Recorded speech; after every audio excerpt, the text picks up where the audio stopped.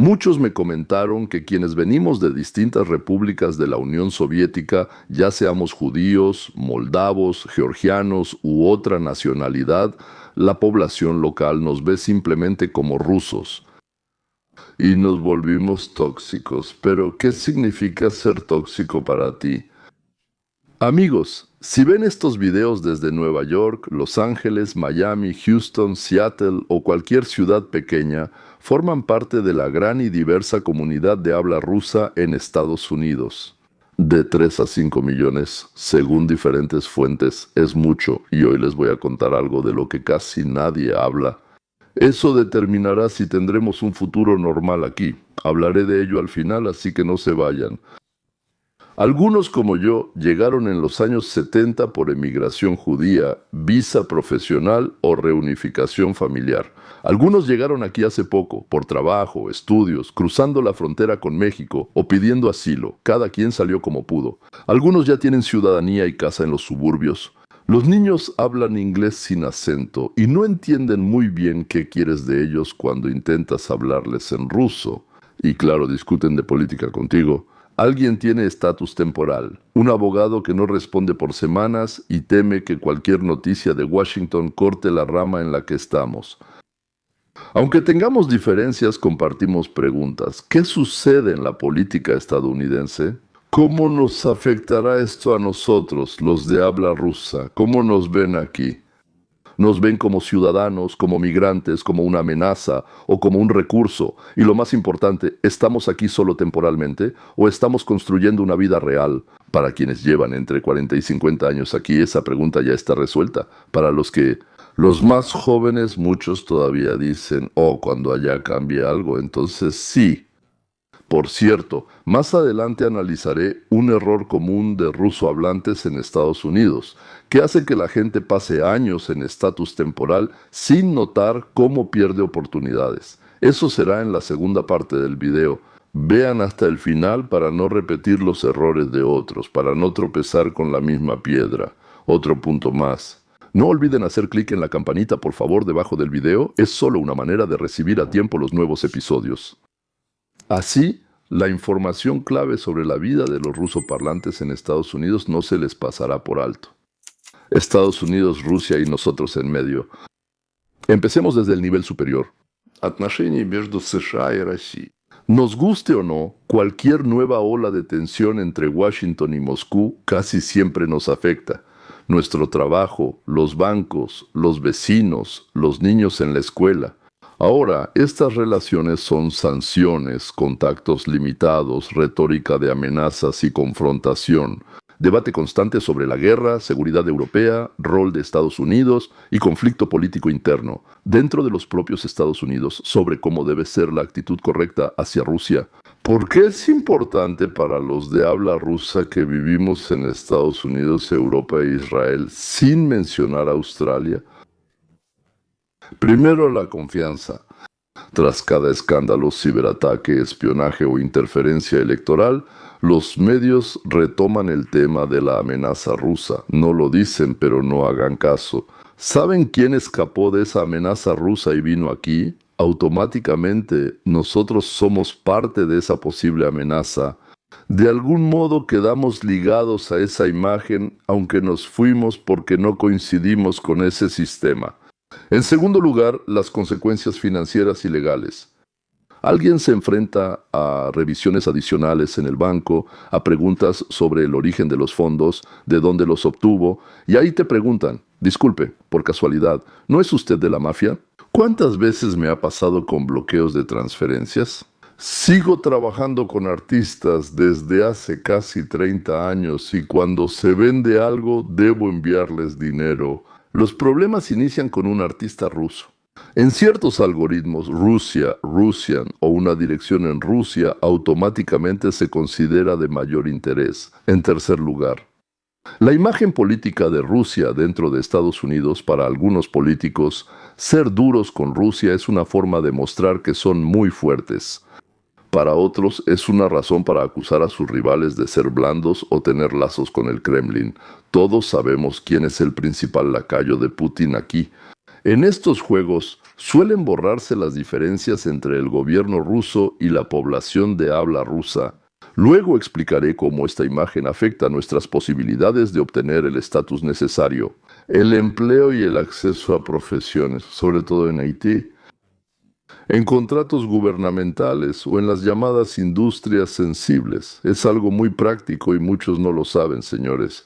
Les recuerdo, si quieren recibir estos análisis a tiempo, activen la campanita para que la plataforma les avise del nuevo episodio y así no se pierdan información importante. Se te escapa y no la alcanzas.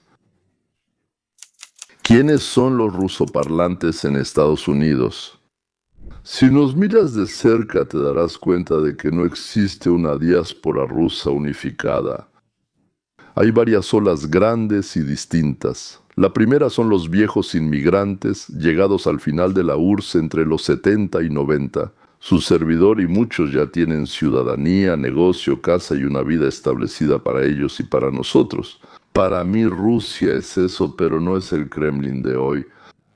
El país de la infancia es donde está el idioma, las canciones y recuerdos, los paseos en el jardín de verano, en mi caso en invierno, en Leningrado, hoy San Petersburgo. Pero las noticias de todos modos afectan, especialmente cuando se trata de la guerra, de las sanciones, de las preocupaciones, de los problemas. La segunda es la nueva ola de especialistas, ingenieros de IT, médicos, científicos, startups y estudiantes. Llegaron con visas laborales y de estudiante, tienen buena educación, hablan inglés y tienen experiencia profesional. Pero son precisamente ellos quienes con más frecuencia se enfrentan a que el pasaporte de la Federación Rusa de repente se convierte en un factor de riesgo y, al renovar su estatus, al ser verificados por empleadores, al salir y entrar, surgen algunos problemas, preguntas, problemas poco claros. El tercer grupo incluye fugitivos políticos y militares, periodistas, activistas y voluntarios que enfrentan procesos, amenazas o uso de la fuerza en su contra. Para ellos, América no es solo el país de las oportunidades, sino una oportunidad para sobrevivir y su mayor temor es la economía. La pregunta es, ¿realmente aquí no me van a extraditar de regreso a nuestra supuesta patria y no me dejarán sin esto? Es decir, cruzó rutas difíciles y campamentos en la frontera. Estas personas suelen pasar años en el sistema de asilo esperando una decisión, viviendo en un limbo, con ansiedad y agotamiento. Y encima de todo eso, por supuesto, los hijos, la escuela, el inglés como primer idioma, el inglés como segundo idioma, y el ruso en casa, y las bromas de los compañeros, los rumores, las conversaciones sobre la guerra, quien sea, incluso si es de Ucrania, sobre la frontera, para muchos adolescentes, la pregunta principal no es quién tiene la culpa, sino quién soy yo. Yo, ¿quién? ¿Por qué?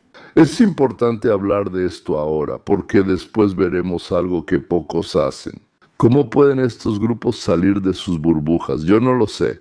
Salir de su caja, caparazón y concha y comenzar a ayudarse mutuamente. Puede parecer algo abstracto, pero en realidad esto cambia las oportunidades legales, la calidad de vida, la influencia en la política local y la presión de Rusia sobre la diáspora.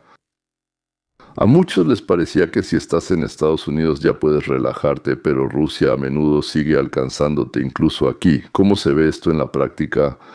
Primero, los casos penales, el estatus, agente extranjero y extremistas, entre otros. Una persona desde Estados Unidos habla sobre la guerra, apoya medios independientes y participa en manifestaciones, pero en Rusia le abren un caso y lo incluyen en varios registros. Físicamente caminas por las calles estadounidenses y como que no tienes nada que ver con ellos, pero en los documentos oficiales de Rusia ya eres un enemigo. ¿Cómo se desarrollará esto después? No lo sé.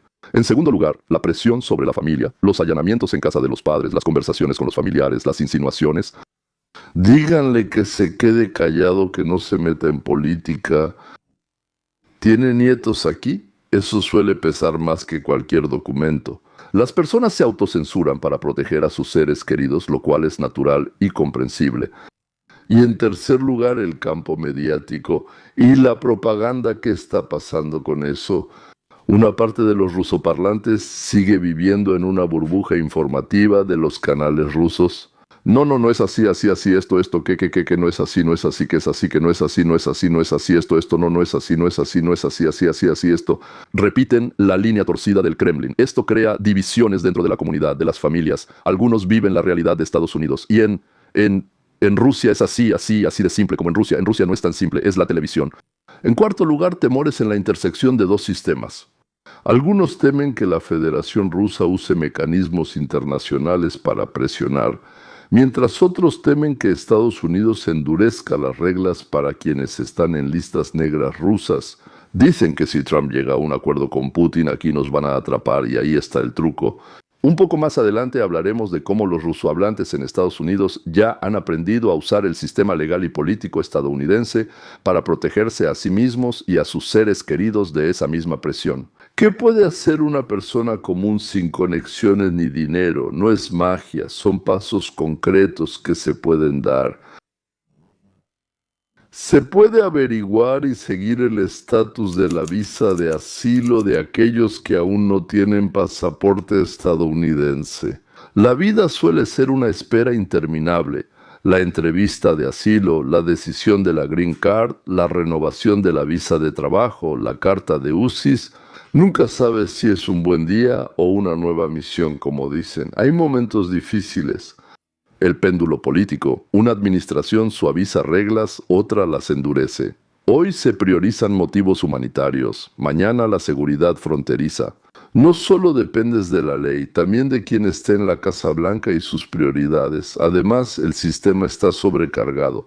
Naturalmente, hay esperas de años, casos que quedan sin movimiento, juicios que se posponen hasta 5 veces, y eso es si tienes suerte y solo son 5 veces. Las personas que viven en un estado de temporalidad es muy difícil vivir así. No saben si pueden sacar hipoteca, traer a sus padres, cambiar de trabajo o invertir a largo plazo. Tercero, la dependencia del empleador.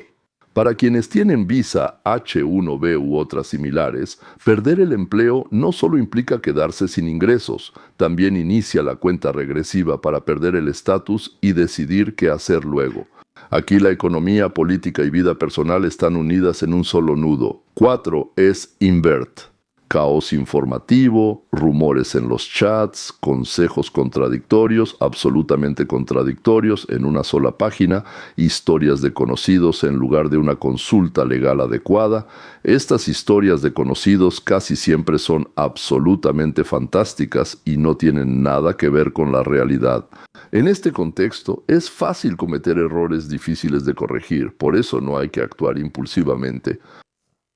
Este es un punto clave que mencioné antes. Hay un error típico entre los rusoparlantes en Estados Unidos.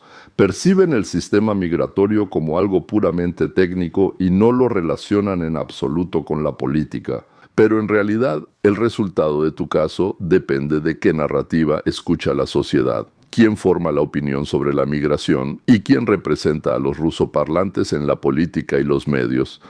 Después te mostraré cómo aprovechar esto, los rusoparlantes y la política estadounidense de espectadores a participantes. Hablemos de lo que aleja a muchos de la política en Estados Unidos. Muchos llegamos decididos a mantenernos al margen tras la experiencia en Rusia. Eso es comprensible, pero el problema es que la política aquí nos afecta, incluso si no influimos en ella, incluso si no intentamos participar en ella. Los rusoparlantes en Estados Unidos son electores y donadores, aunque a veces solo donan 1, 20 o $100, pero eso cuenta. Voluntarios en la organización Golos, en asambleas vecinales, personas que pueden decirle a los políticos cómo sus decisiones afectan la vida real de la diáspora. Algunos votan por republicanos, otros por demócratas y algunos ignoran las elecciones. Pero independientemente de tus opiniones, hay una decisión común sobre si dar o no dar asilo. Y para quienes vivimos aquí y la mayoría de la diáspora rusa en Estados Unidos, cómo debemos manejar las sanciones y el ambiente tóxico en general. Se entiende, eso es en el vacío. No, todo esto se forma en un proceso político en el que usted y yo podemos participar. ¿Qué estamos haciendo ya? Votamos por aquellos, bueno, por así decirlo, por quienes podemos o queremos. Salimos a manifestaciones contra la guerra por los derechos de los refugiados, ayudamos a periodistas, defensores de derechos humanos, con información y experiencia experta, y creamos nuestros propios proyectos mediáticos. ¿Qué es necesario reforzar? Hay que organizarse al menos a nivel estatal o de ciudad para que los políticos locales tengan un contacto claro con la comunidad de habla rusa, grupos de influencia. Aclarar que tener pasaporte ruso no implica apoyar al Kremlin. Muchas veces es lo opuesto. Hay que defender nuestros intereses, desde los consejos escolares hasta los congresistas, y aquí es justo donde les prometí contarles algo. Hay un mecanismo práctico que pocos usan. Cuando a nivel federal o estatal se discuten cambios que afectan a migrantes, refugiados o sanciones, no solo se puede dar like a una publicación, sino también presentar comentarios oficiales, participar en audiencias públicas y escribir a las oficinas de los representantes electos. Para los políticos es clave ver a las personas detrás de las cifras, no solo 134, ¿cierto?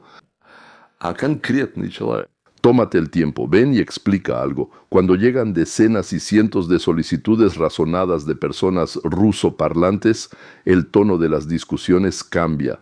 Eso se puede hacer.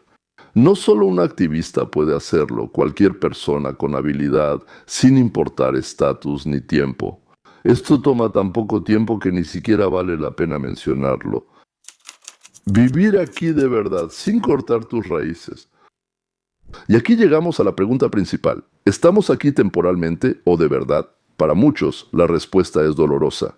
Alguien se aferra hasta el final a la idea de que volveremos cuando todo cambie allá. Alguien ya aceptó, mi vida está aquí, mis hijos están aquí y eso está bien. Y alguien simplemente no se atreve a responderse honestamente para que no duela ni por allá ni por aquí. Hay varias cosas que es sumamente importante decir. Primero, sus hijos crecerán en la realidad estadounidense, les guste o no. Ellos, señores, son estadounidenses y depende de nosotros si serán simplemente personas que se avergüenzan de hablar ruso y cortan parte de su historia, o personas con 2 idiomas, 2 códigos culturales y un horizonte más amplio que sus compañeros. Segundo, nuestra experiencia es necesaria. A Estados Unidos les sirve la visión de quienes conocen un país sin tribunal independiente ni oposición normal.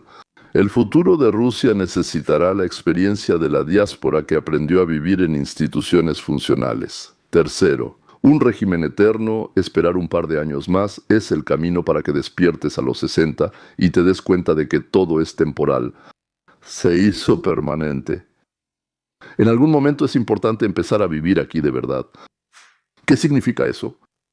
Usar los derechos, construir conexiones, invertir en la comunidad local y conservar el idioma, la memoria y el vínculo con quienes se quedaron allá. No es contradictorio, no es opuesto el uno al otro. Ahora viene lo más impactante que prometí. Los rusoparlantes en Estados Unidos están en un momento único. Al mismo tiempo, entendemos cómo funciona la realidad rusa. Vemos desde dentro la democracia estadounidense con todas sus ventajas y desventajas, y también sus desventajas. Quizás seamos un puente que pronto será clave o una oportunidad perdida. Si nos limitamos a nuestras pequeñas comunidades de la diáspora, reduciéndonos a chats cotidianos y conversaciones de cocina, en unos años nos recordarán solo como otra ola de inmigración, como ellos, esos de allá. Si empezamos a construir redes, si aprendemos a usar las herramientas de la democracia estadounidense, ayudarnos unos a otros y hablar en voz alta en nuestro propio nombre, tendremos la oportunidad de influir en nuestro futuro, en cómo serán percibidos los rusoparlantes en este país y también en el futuro de nuestros hijos. Y ya en los siguientes videos quiero analizar por separado 3 cosas.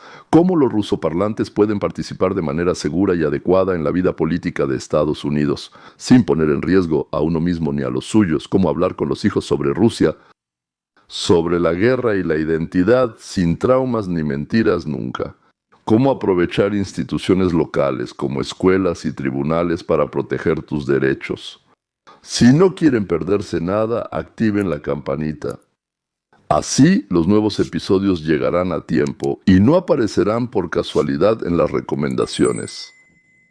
De otra forma, escríbanlo en los comentarios. ¿Dónde viven en Estados Unidos? ¿Cómo llegaron y en qué etapa se establecieron temporalmente? Lo dudo, si llegaron hasta este momento ya definitivamente no están fuera de la política, ya están participando al menos en un proceso importante, en una conversación honesta sobre nuestra vida aquí. Hasta la próxima.